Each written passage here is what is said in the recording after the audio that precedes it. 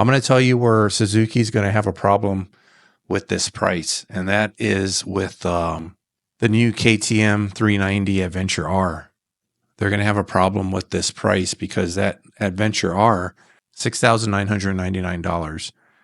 All right, Vegas Ranger, I'm back, and we're doing a reaction video to the brand new Suzuki 2025 DRZ4S.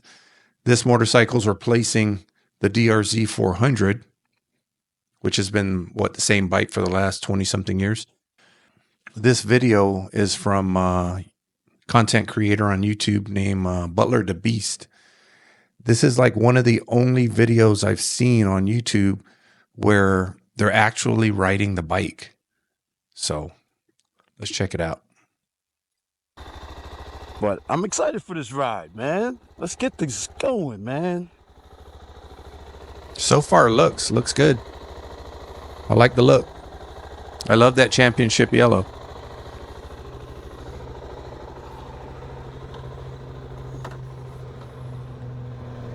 There's his partner.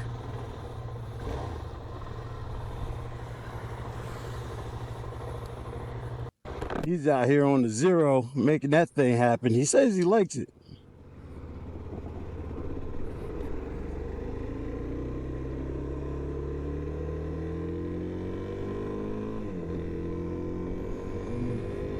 Wow, this guy's lucky he actually got to test ride it.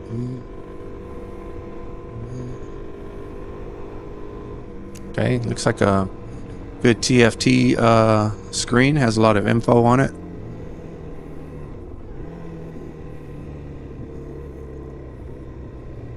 All right, it has the gears.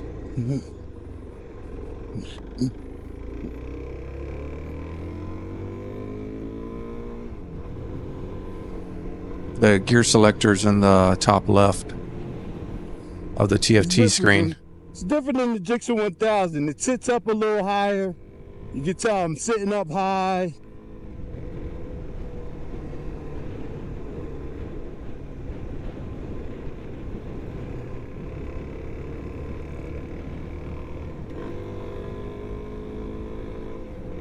It does. It feels like a dirt bike, yo. I haven't felt this in a while. Nice and light dual sport. I don't think they're going to be going too fast, especially the roads are wet, and probably the guy in front works for the dealership, so he's regulating.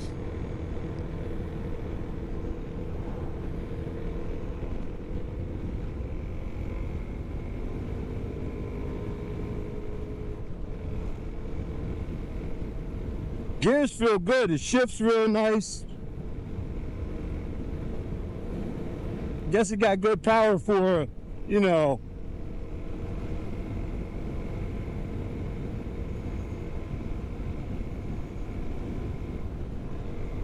Oh, nope, that's fifth gear. That's it. That's all it has. 5 gears. A lot of people are upset that the bike only has 5 gears. They were hoping for 6 gears, but some people have said the fifth gear is fine at highway speeds.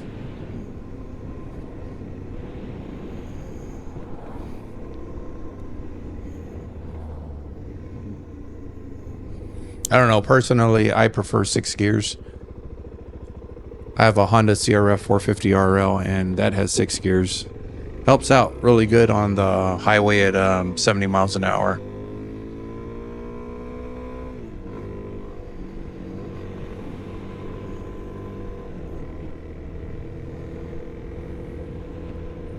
Let's fast forward this.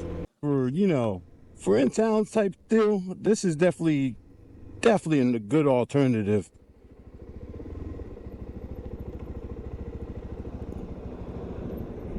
Obviously, we can tell that this guy, he mentioned earlier that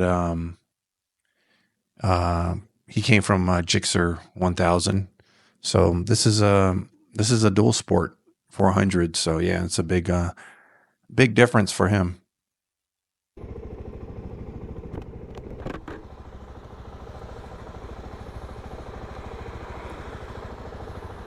Okay, the oil goes in the frame.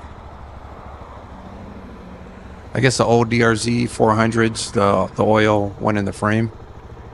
I can see the lid for the oil right there underneath the handlebars, between the handlebars and the gas tank.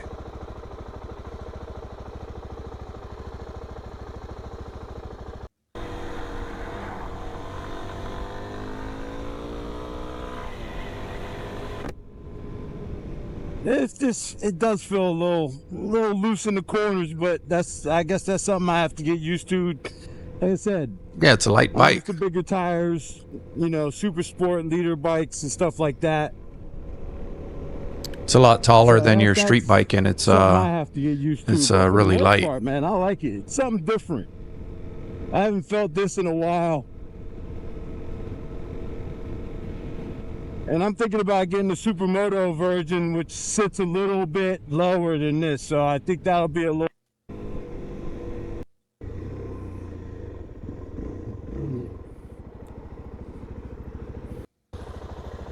All right, let's see what he says. No, I have nothing to compare it on. Yeah. So it does feel more like a dirt bike because, like I said, I ride I Jixer wonder if 1000. that's his black So bike right getting there. used to the skinnier wheels, it's a little wobbly there. Yeah. But and it's a little taller than I'm used to. So I'm used to being able to flat foot it. Okay, yeah. So coming to stops and getting my feet down, I could tell the difference. A bike that's comparable to this one, after looking over the specs earlier, is the Honda 450RL. To me, that's more of a comparison with this new DRZ4S versus some people are comparing it to the Honda 300L.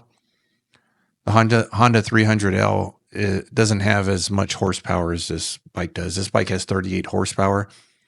The CRF450RL has 38 horsepower also. So let's pull up a little comparison right here. So first of all, there are two things people are mad about with the DRZ4S. One is the price. You can see right up there, $8,999, $9,000 for this bike. Is that fair?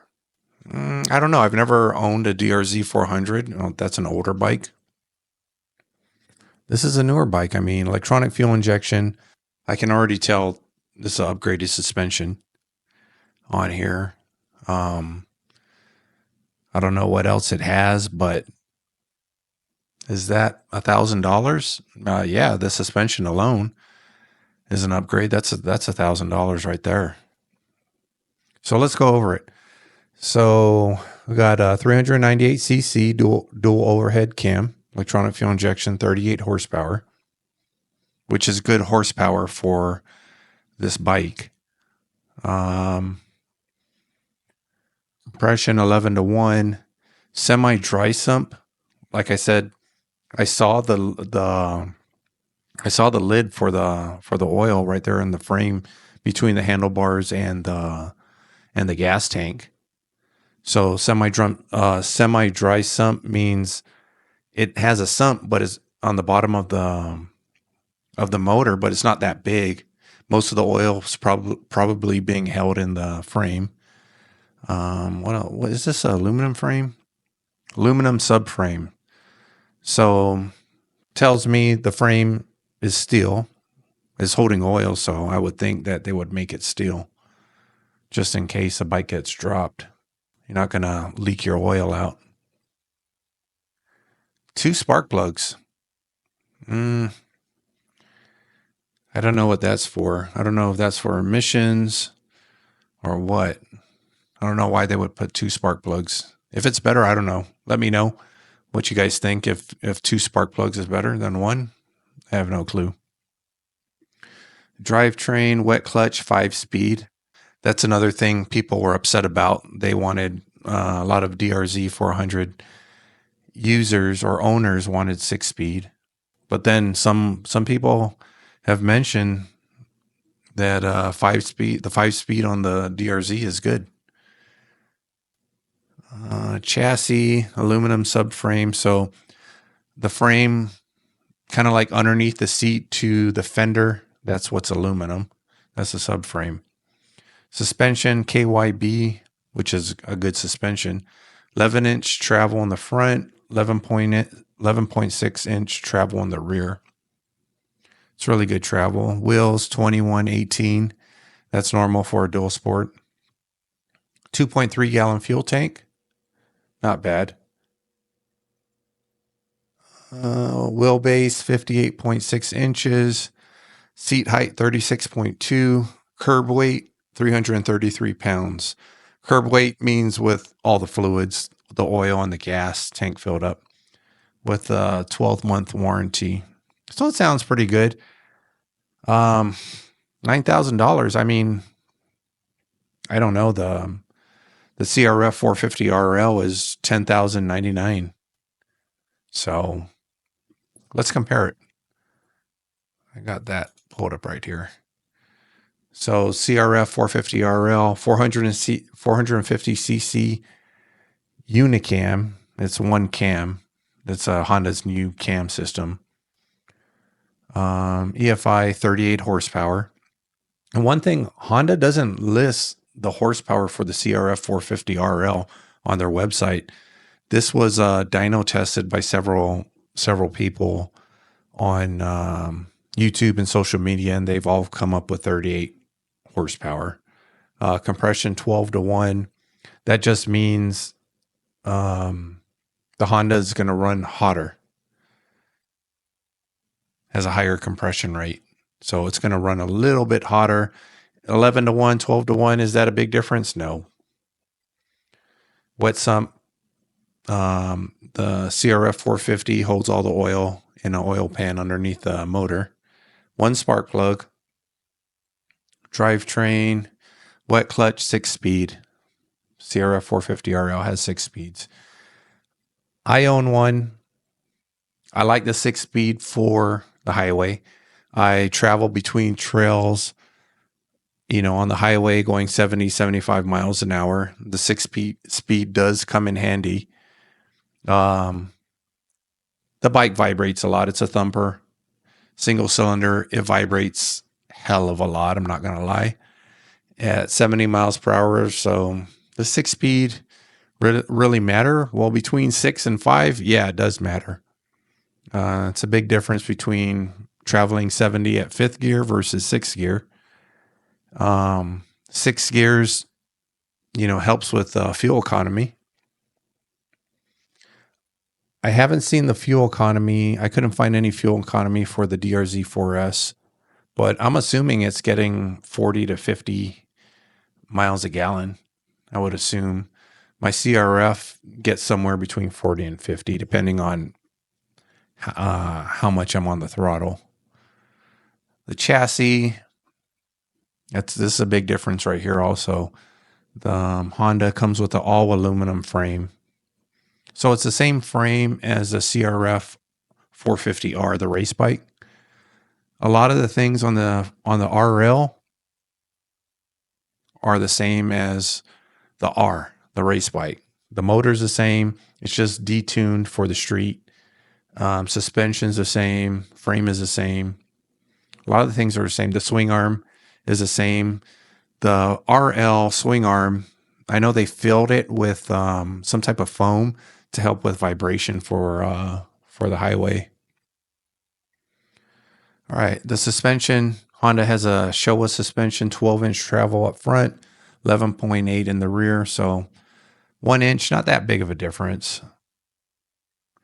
Are you going to be jumping hills? You going to be out at the racetrack? I don't know. I mean, I don't. 21/18 front and rear wheels. Honda comes with a 2-gallon tank. I switched my tank out. I put a IMS 3-gallon tank on there just for the trail so I can go longer. Wheelbase 58.9. What was a Suzuki? I forget. Let's go back. 58.6. Not that big of a difference. 0.3? So about the same. Seat height on the Honda is 37.2. It is high. I forgot what it was on the Suzuki. 36.2. So exactly 1 inch. Does 1 inch make a difference? Yeah, it does. I would assume that Suzuki seat is not the best for your butt. Just like the Honda's seat is like sitting on concrete. I had to change that. I had to get a seat concept seat. Curb weight is 289, so there's a big difference. I bet most of that is the frame. So 289 to the Suzuki's 333. So what is that? I don't know, somewhere between 40 and 50 pounds, I guess. I bet most of that weight is coming from the frame. And Honda's warranty is 1 year, but Honda's website does say that the warranty is transferable. So if you sell the bike and it's still under warranty and you buy it, warranty is still good. I don't know if Suzuki's offering that or not, but just taking a look at the Suzuki, I mean, it's a nice bike. 38 horsepower. One place that extra 50 pounds is going to help is going to be on the highway. I can tell you, once I get around 65 and up, the bike does wobble from the wind. Even when it's not windy, just the wind drag that I'm creating or the bike's creating moves you around. You know, you get close to semi trucks passing you at 70 miles an hour, it'll blow you to the other side of the street or the other side of the lane. They're dual sports, you know, they're light. So, you know, is it overpriced? Well, a lot of former DRZ400 owners say, yeah, they're disappointed. I'm going to tell you where Suzuki's going to have a problem with this price, and that is with the new KTM 390 Adventure R. They're going to have a problem with this price because that Adventure R, $6,999. And that's going to be a huge competitor to the Suzuki with that price. I mean, you're looking at $2,000 less. And the KTM comes with cruise control. But there are a lot of KTM's been getting a bad rap with reliability lately with their 790s and 890s. I don't own one, so I can't tell you for sure if there's a problem, because I know a lot of people who own 790s and 890s say they've never had a problem. What was the problem? The camshafts. They say they never had a problem. Some people have. So Suzuki is a very reputable brand and company. I own a Suzuki. I own V-Strom 800 DE, and it's a great bike. I love Suzuki's. Like I said, reliable company. They're like Honda, Yamaha, Kawasaki, all reliable companies. Of course, they all have some fault, right? Nobody's perfect, but they do take care of you, right? Or they do have parts available for your bike if something ever happens to it, or there's a recall or something. So that's one thing you can depend on. It's a Suzuki. It's going to be reliable. $2,000 over the KTM, man, people are going to have a hard choice. This might, sales might be a little down for it, but resales though, you might be able to get in a year after, I don't even know if these are at the dealer yet, but maybe a year after somebody buys it brand new, you can get a good deal on it. But it looks like a good bike to me. I like it. It reminds me of the CRF450RL. I don't see much difference with it except maybe the weight. But you guys decide. Tell me what you think. Put it down in the comments whether you're, what you like about the new DRZ4S and what you don't like. Or if I'm wrong about anything, put it down there and correct me. All right, I'm the Vegas Ranger. This reaction video. If you haven't already done so, please like, subscribe, hit that notification bell. I'm almost at 10,000 subscribers. I really appreciate it. Subscribing is free. All right, we'll see you on the next one.